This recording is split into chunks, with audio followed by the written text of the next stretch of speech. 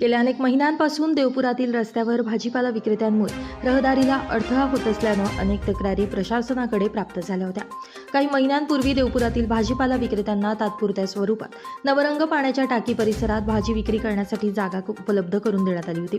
मात्र त्या ठिकाणी उदरनिर्वाह होत नसल्यानं आणि भाजीपाला खरेदी करण्यासाठी नागरिक येत नसल्याने भाजीपाला विक्रेत्यांनी पुन्हा एकदा देवपुरातील रस्त्यांवर आपलं ठाण मांडलं होतं।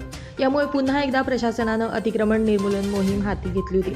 प्रशासनाच्या कारवाई विरोधात शिवसेनेनं रस्त्यावर उतरत प्रशासनाला जाब विचारला। यामुळे भाजीपाला विक्रेत्यांना पुन्हा एकदा नवरंग पाण्याची टाकी परिसरात कायमस्वरूपी जागा उपलब्ध करून देण्यात आली। यामुळे शिवसेनेच्या आंदोलनाला यश मिळाल्याचं दिसून आलं। हा रस्ता सार्वजनिक बांधकाम विभागाच्या अखत्यारीत येतो। याच्यावर जर कारवाई करायची असेल तर सार्वजनिक बांधकाम विभागाने आलं पाहिजे।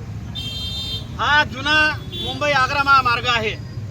आमच्या माहितीप्रमाणे अजूनपर्यंत हा रस्ता पालिकेकडे वर्ग झालेला नाही आणि सार्वजनिक बांधकाम विभागाने इथून कुठल्याही प्रकारचं राष्ट्रीय महामार्गावरची वाहतूक जी आहे ती इथून आता चालत नाहीये।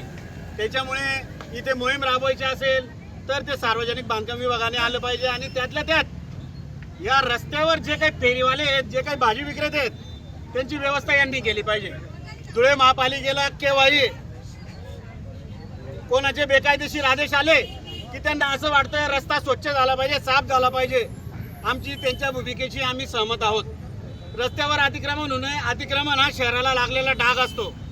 अतिक्रमणचं आम्ही समर्थन करत नाही, परंतु कुठलाही ठोस उपाययोजना नसताना, फेरीवाला धोरण निश्चित नसताना या धुळे शहराच्या रस्त्यांवर जे काही फेरीवाले, जे काही भाजीपालावाले भाजीपाला विक्री करून व्यवसाय करून त्यांचा उदरनिर्वाह करतायत, या लोकांची परिस्थिती अशी आहे, जर यांनी आता सकाळून व्यवसाय केला नाही, भाजीपाला विकला नाही तर सायंकाळी यांची चूल पेटणार नाही। मग आता यांचा इथे व्यवस्थित उपाययोजना केल्या पाहिजे। त्यांना कायमस्वरूपी जागेचं अलॉटमेंट झालं पाहिजे।